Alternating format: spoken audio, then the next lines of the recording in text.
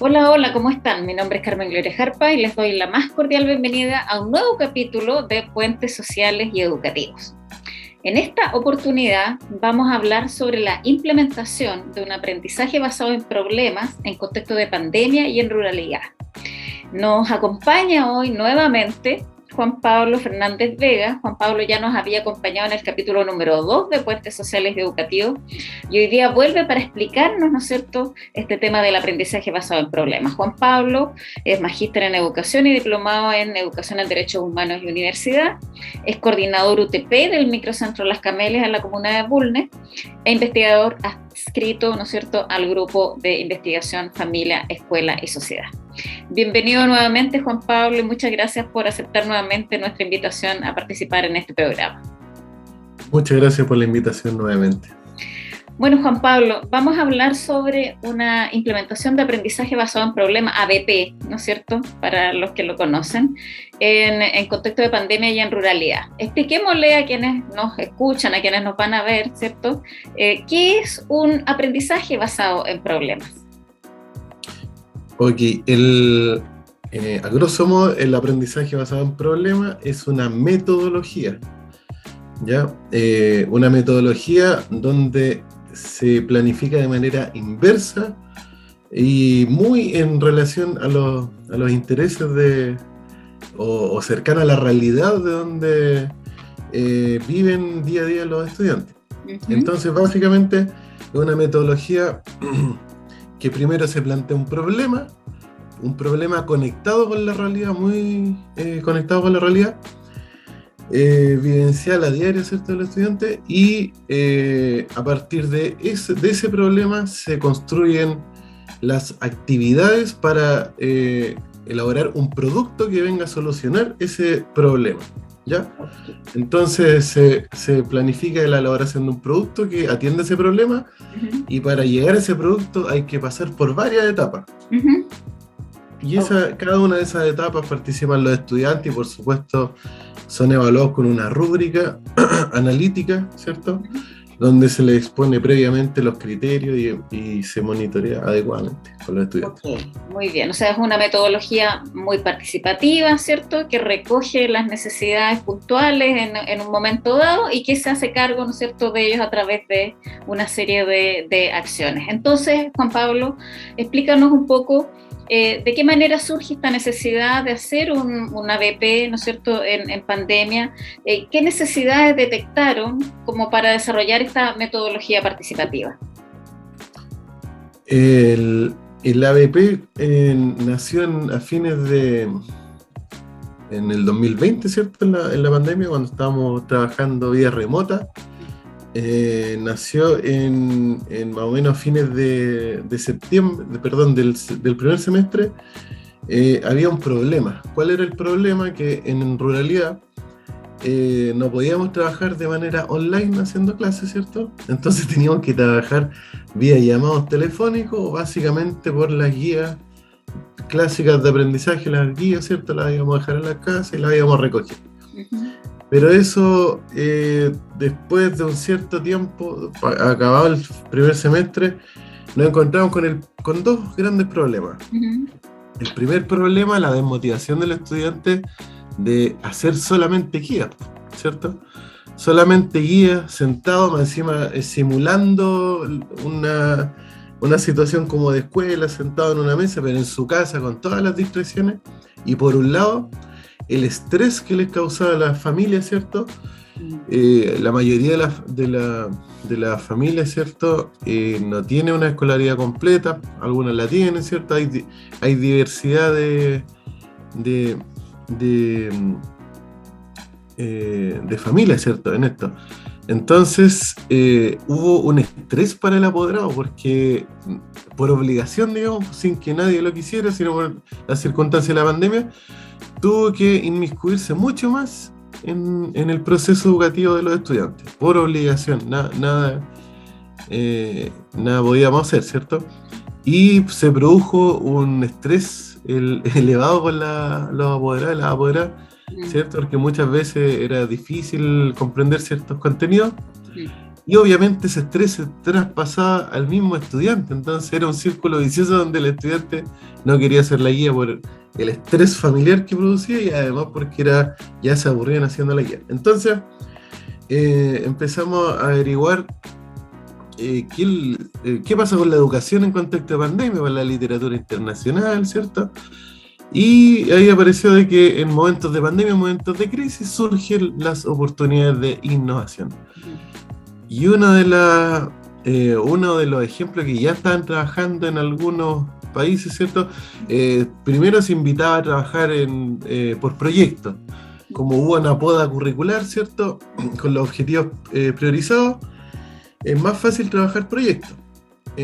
Integrar asignaturas, darle más potencial a asignaturas que promuevan un aprendizaje socioemocional, realizar actividades lúdicas, ¿cierto? O sea, estamos hablando de metodologías muy distintas a las tradicionales, ¿cierto? Pre-pandemia. Entonces se propuso al Consejo desarrollar el ABP por las razones ya que le expliqué. Todo esto a partir de una encuesta también que hizo el psicólogo de la época, tanto a apoderados como a estudiantes, y los datos los arrojaron, pues no era solamente una intuición, ¿cierto? Los datos arrojaron de que había problemas de estrés. Uh-huh. Entonces, decidimos hacer un ABP, ¿cierto? Uh-huh. Pero teníamos un problema, ¿cómo lo desarrollamos a distancia, ¿cierto? En ruralidad, sin conexión a internet, nada. En ese momento, el DAEM de la época compró unos tablets para las escuelas rurales. Okay. Esos tablets no eran muy sofisticados, que digamos, pero para lo único que servía era para reproducir videos y abrir PDF. Ah, mira. Con esas herramientas contamos para desarrollar nuestro ABP. Ajá. El ABP lo desarrollamos, teníamos planificado al inicio, ¿cierto? Desarrollar 3 proyectos ABP, uh-huh, por ciclo, por educación parvularia, por ciclo, qué sé yo. Uh-huh.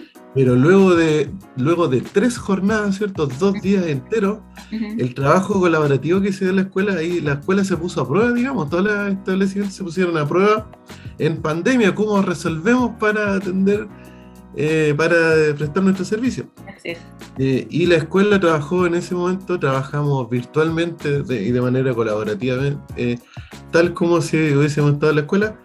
Eso ayudó mucho porque después, llegado el segundo semestre, cuando teníamos que implementar el ABP, facilitó ya sabíamos cómo trabajar colaborativamente, ¿cierto? Uh-huh. Habilitamos un Drive y comenzamos a hacerlo todo de manera virtual, digital, todo. Uh-huh. Y entre ellos realizamos 2 jornadas, 2 días enteros, uh-huh, de reuniones para la elaboración, para el diseño del ABP. Uh-huh. 2 días enteros, 2 jornadas, arduas de reflexión pedagógica, largas, densas, profundas, ¿cierto? Pero salió como resultado finalmente que era viable realizar un solo ABP, ajá, en el contexto rural y por falta de conectividad, ¿cierto? Y claro, ahí participaron, la gran característica de la ABP es la articulación de asignaturas. Uh-huh. Y ahí todas las asignaturas tenían presencia, incluso más. Profesoras diferenciales tenían presencia en las actividades de la ABP, e incluso la fonoaudióloga, por ejemplo, también realizaba actividades de conciencia fonológica en el marco de las actividades de la ABP. Uh-huh.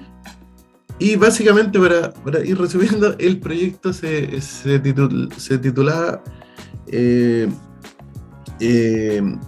que había una necesidad porque queríamos celebrar el tema del encuentro de dos mundos en octubre, queríamos implementarlo ahí. Uh-huh. Entonces nos dimos cuenta de que la comunidad ya no le llamaba la atención el tema de los pueblos originarios. Uh-huh. No conocían mucho, no se ha difundido mucho, e incluso había algún cierto prejuicio al respecto. Entonces esa fue la necesidad y se decidió realizar un ABP donde pudiese la comunidad Coltón que hay, no, uh-huh, la escuela, sino la comunidad, los vecinos, uh-huh, conocer más sobre la forma de vida de los pueblos originarios. tanto en el pasado como actualmente. Y ahí se dividieron proyectos, ¿cierto? Como parte del ABP. Tenemos el gran proyecto que es que conozcan a los pueblos originarios, pero eso se divide en subproductos, ¿cierto? Y el producto que se decidió, ¿cierto? El producto es realizar un video donde los niños tenían que aparecer explicando de qué se trataba la vida de los pueblos originarios, de diferentes zonas, por supuesto.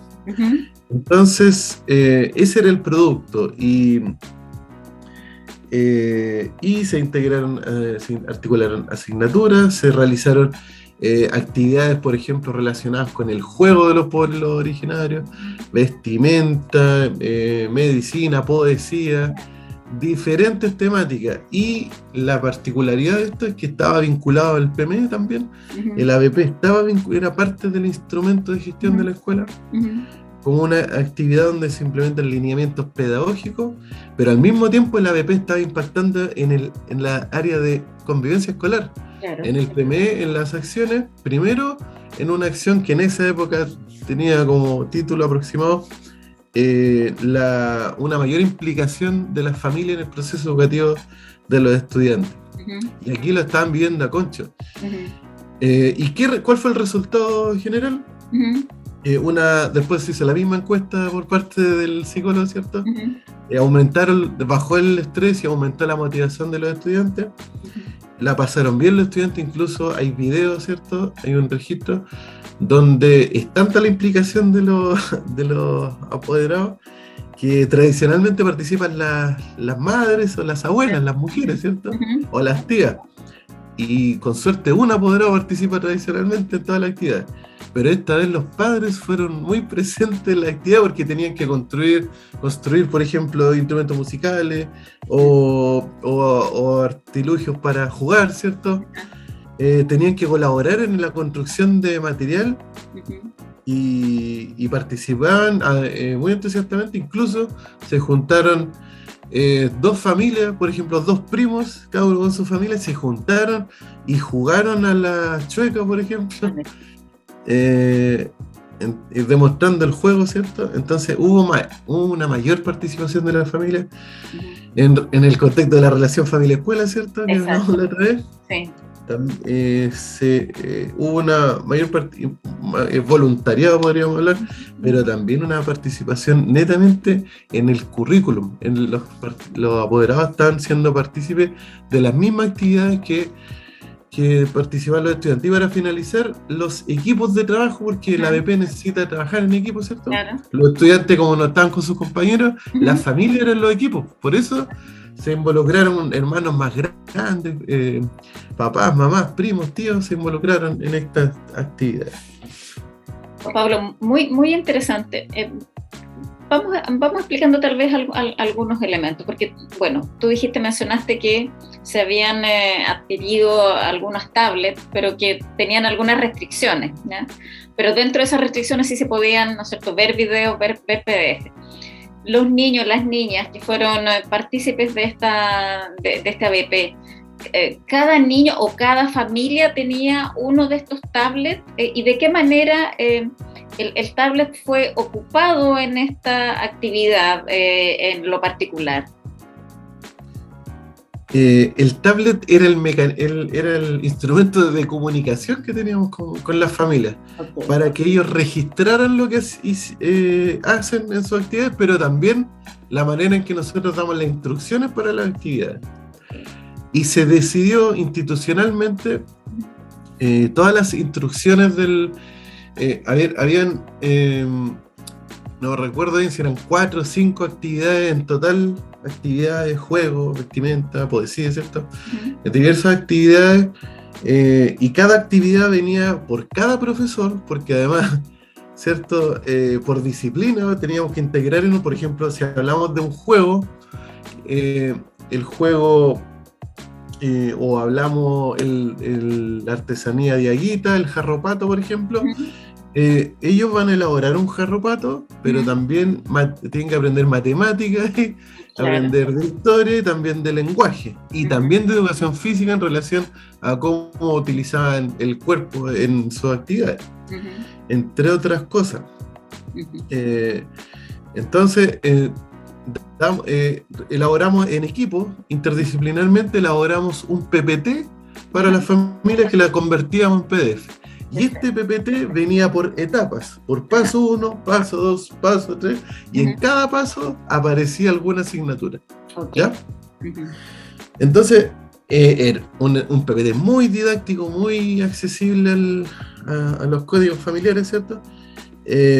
Pero inversamente, el resultado de todos los pasos, ¿cierto? Cuando lo tenían que realizar los estudiantes con la familia, lo grababan en el mismo tablet. Entonces después pasaba aproximadamente una semana y media, íbamos a dejar los tablets y después pasaban 15 días más, íbamos a retirar los tablets. Y ahí con esos videos nosotros podíamos evaluar. Perfecto. Entonces, también había, mucho compromiso, ¿no es cierto?, de los estudiantes, de las estudiantes y su familia, pero también el compromiso, ¿no es cierto?, de los profesores, de las profesoras para hacer estas transiciones, ¿no? Es decir, ir, dejar el tablet, después volver, ver los videos y a través de eso, ¿no es cierto?, evaluar a los niños, pero la actividad misma estuvo muy nutrida, ¿no es cierto?, de esto que tú nos describías hace un ratito, de que las familias se tuvieron que comprometer en esta actividad, ¿cierto? En el caso tal vez de los papás, de los abuelos, de los hermanos mayores, tal vez tuvieron que, que colaborar en hacer, algo material, ¿no es cierto?, ayudar a construir algo, a elaborar algo. Los niños y las niñas, ¿no es cierto?, tenían que grabarse. En ese sentido, respecto de cómo ustedes lograron, a través de este aprendizaje basado en problemas, involucrar a las familias. ¿Cómo los animaron? ¿Cómo los invitaron a esta actividad? ¿Ellos pudieron, participar más activamente en lo que se hacía? ¿Pudieron decidir de alguna manera si aceptaban esta invitación que ustedes le hacían? ¿O qué estrategias utilizaron entonces para convencerlos o para entusiasmarlos en que esto era importante para sus hijos, para sus hijas? Sí, básicamente en el diseño no pudieron participar, por supuesto, porque el tema de la comunicación era muy complicado. Así que imagínense que diseñar el APP, como era primera vez que se instalaba en la escuela, los profesores se tuvieron que capacitar en el tema. Uh-huh. Y dada la conectividad era imposible. Uh-huh. ¿Y de qué manera los motivamos? Los motivamos diciéndoles de que las actividades iban a ser más lúdicas. Iban a jugar los estudiantes, iban a realizar figuras con arcilla, con plasticina, etc. Uh-huh. Iban a bailar también, iban a demostrar juegos, etc. Uh-huh. Y les vamos a sacar la guía en el fondo. Claro. Y con eso los apoderados accedieron. Porque también los apoderados estaban comprometidos previamente porque lo intentaban hacer las tareas con ellos y todo. Claro. De que había un compromiso, lo había. Claro. Ahora, mucho más. Pero también, respecto al compromiso, sí. Claro, el equipo de profesionales se puso a prueba, como decía al inicio, ¿cierto? Estuvo a la altura porque estábamos con todo en contra, y aún así el compromiso estuvo a la altura. Los profesores de primera había incertidumbre porque en el fondo es algo nuevo, ¿cierto? Cuesta cambiar la lógica incluso de planificar de manera inversa también, o partir por la evaluación y después por la actividad. Pero desarrollaron todas las actividades de la mejor manera y con todo el compromiso. Eso.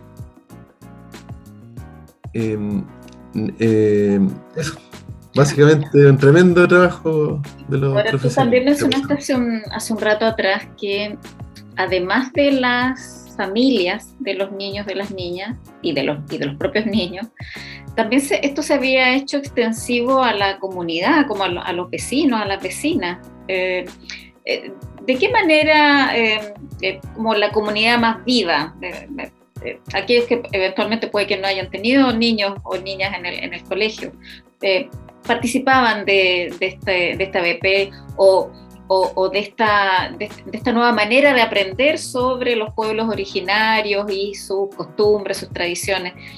¿Cómo se incorporó a la comunidad en este proyecto? Bueno, como estamos en contexto de pandemia, el único mecanismo era, y un requisito también que solicita el ABP, ¿cierto? La metodología, es integrar las TICs. Y básicamente a través de redes sociales, la comunidad coltonquilla, ¿cierto? Como la mayoría de las comunidades rurales, las escuelas son casi uno de los focos de información que tienen en redes sociales. La gente se informa mucho por eso. Entonces, toda la comunidad tiene a la escuela coltonquilla y por ese medio se difundió. Bueno, y los comentarios aparecían, ¿cierto? Los comentarios positivos de apoderados, pero también de ex estudiantes que cómo veían a su escuelita trabajando de esa manera. Claro, que algunos de esos ex estudiantes pueden ser papás ahora de estudiantes actuales. Incluso abuelos, abuelas también, de todo. Sí, de eso conversamos en el capítulo anterior, si tú recuerdas, sí. Este tema de que había mucha identidad en las familias más rurales respecto de este sentido de pertenencia, ¿no es cierto?, con la escuela. Sí, de todas maneras, un ejemplo, ahora último me contaba el director, que hay una asistente de aula que estudió en la escuela. La mamá fue una apoderada activa, el abuelo también, muy conocida la abuela, ¿cierto? Y ahora ella estudió, ¿cierto? Y ahora trabaja en la escuela. Uh-huh. El hijo estudia en la escuela. Sí. Y ahora la misma asistente de la educación, como apoderada, participa del Centro General de Apoderados. Uh-huh. Entonces, toda una tradición, un apego a la escuela netamente familiar, eso que ha demostrado en las comunidades rurales. Las comunidades. O sea, podemos ver en esta experiencia, Juan Pablo, bueno, la suma de muchos compromisos, ¿no? Más que la suma, tal vez la sinergia, ¿no es cierto? Una interacción total entre los compromisos iniciales de los profesores y de las profesoras para intentar hacer algo distinto, ¿no? Que tú dijiste la oportunidad de innovar, aprovecharon la oportunidad de innovar en un contexto bastante complejo, ¿ya? En un contexto de confinamiento, en donde los niños estaban en las casas, los padres, las madres o los cuidadores estaban estresados, ¿no es cierto? Y no sabíamos mucho qué hacer respecto de un fenómeno que no habíamos vivido nunca como generación a lo menos. Los profesores, ¿no es cierto?, se comprometen, logran el compromiso de la familia y se logra esta actividad tan interesante respecto de que los niños, las niñas pudieran aprender fuera el medio, ¿no es cierto?, el aprendizaje de los pueblos originarios, pero en el fondo había una articulación enorme entre diversas asignaturas, lo que es muy potente. Ustedes, luego de realizado esto, bueno, además de evidentemente cumplir con evaluar a los niños y a las niñas, ponerles una nota, ¿cierto?, evaluaron el proyecto como tal vez una posibilidad de replicarlo en condiciones de no pandemia o en condiciones de desconfinamiento. ¿Hay algún plan de ese tipo, de poder tal vez introducir proyectos de este tipo con más frecuencia tal vez en las escuelas, de manera tal de reforzar esta articulación e integración de asignaturas y también la integración e incorporación de las familias en estos procesos? Sí, se evaluó todo el proyecto en el fondo, a nivel institucional, como parte de los medios de verificación del PME, ¿cierto? Era fundamental evaluarlo desde el punto de vista de las percepciones, tanto a las familias como a los estudiantes y también al equipo de profesionales. Uh-huh. Y en todos los porcentajes una alta valoración, por ejemplo, en el punto de vista de los profesionales, hubo una afirmación en una sentencia que recuerdo que señalaba si el proceso educativo o toda esta planificación, ¿cierto?, se produjo una creatividad, una habilidad de creatividad en mi desarrollo profesional, si reflexionaron también, si trabajaron de manera colaborativa, etc. Si me motivó profesionalmente también, etcétera, etcétera. Cabe destacar los profesionales Ahora estoy recordando tantas cosas porque fueron hace tantos años. Por ejemplo, a medida que iban apareciendo problemas, todo el equipo iba solucionándolo. Por ejemplo, ¿cómo registramos las evaluaciones? Y ahí nadie se manejaba tan bien en Excel en esa época. Y un profesor tenía la habilidad, ¿cierto? Y generó una planilla pero espectacular que estaba todos los niveles educativos con los nombres, ¿cierto? La asignatura y era un sistema de evaluación. Y eso fue compartido en el Drive y fue interesante porque desde el punto de vista del control, ¿cierto? Que tiene que realizar el equipo directivo, el mismo equipo iba controlando porque estaba tan abierto el sistema, tanto de diseño de actividades, las evaluaciones que uno hacía y también los instrumentos de evaluación se desarrollaron ahí, se desarrollaron en equipo. Uh-huh. Entonces teníamos instrumentos de evaluación compartidos. Uh-huh. Entonces, hubo un gran desarrollo de las profesoras del programa de integración, por ejemplo, iban a las casas, en compromiso tremendo, iban a las casas, las profesoras de asignatura también, la de matemáticas, ¿cierto? La educadora, todos los profesionales iban a las casas, íbamos, yo también. Y no sé, para ayudar a la maqueta o de repente no se entendió la instrucción, de repente pensamos que está tan simplificado la instrucción y no se entendía, teníamos que ir a la casa. Entonces era una persistencia desde el punto de vista de los profesionales para llegar a la meta en el fondo. Y respecto a la pregunta de replicarlo, sí, de todas maneras, pero los escenarios políticos se han estado cambiando, las políticas educativas han estado tan cambiantes, estamos procesando todo lo nuevo, ¿cierto? Pero hay vías para eso, se está pensando en trabajar el ABP, ¿cierto? También el aprendizaje profundo, estamos trabajando en microcentro, ahora el trabajo colaborativo desde el pensamiento diseño.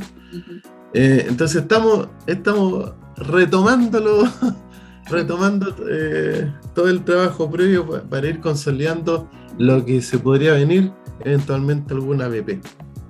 Claro, ahora es interesante que una experiencia como esta, no sé si ya lo hiciste o lo vas a hacer, que efectivamente es comunicarla, tal vez escribir sobre ello. ¿Has hecho algo de eso o te lo tienes planteado? Porque es una metodología que claramente es virtuosa en términos de favorecer una serie de procesos que tienen que ver desde la implicación del estudiante, pasando por el compromiso de la familia, con el tema del juego y el valor didáctico del juego, ¿no es cierto?, para producir, ¿no es cierto?, aprendizajes más significativos, la participación de la comunidad, esta relación familia-escuela, nuevos mecanismos de comunicación, el compromiso de los profesores, la creatividad para eventualmente elaborar estos proyectos.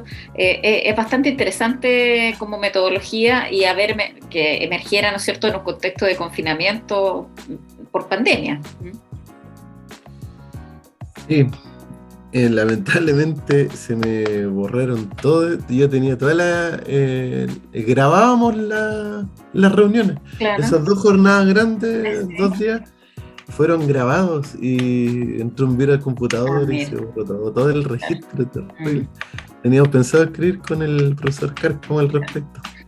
Ahí se perdió el tesoro. Pero de alguna manera no podría, es que la otra manera, lo que tengo que hacer ahora es podría entrevistar a los recoger la vivencia compartida. También sí, se podría recuperar de ese modo. Es algo pendiente, sí, el ABP, sí, de todas maneras. Sí, muy interesante, yo creo que para quienes nos han visto y nos han escuchado el día de hoy, seguramente también. Es una invitación claramente de que se pueden hacer cosas nuevas, se puede innovar, ¿no es cierto?, para favorecer que niños y niñas logren, ¿no es cierto?, aprendizajes en contextos difíciles, ya como han sido este periodo de confinamiento por pandemia, pero también a veces las dificultades, por ejemplo, climáticas o distintas cosas pueden pueden hacer que los niños no vayan y tal vez la escuela tiene que volver y retornar a esta capacidad de llegar, de estar más, ¿no es cierto?, conectada con la familia. La verdad es que es una experiencia bien notable la que consiguieron ustedes con esta BP, y ojalá esto anime a muchas otras escuelas a hacerlo. No sé si quieres decir algo al momento ya de cerrar este nuevo capítulo de Puentes Sociales Educativos. No, respecto de la BP, por supuesto que es recomendable, ¿cierto? Pero requiere el trabajo colaborativo, desarrollarlo previamente, sí, es fundamental. Uh-huh.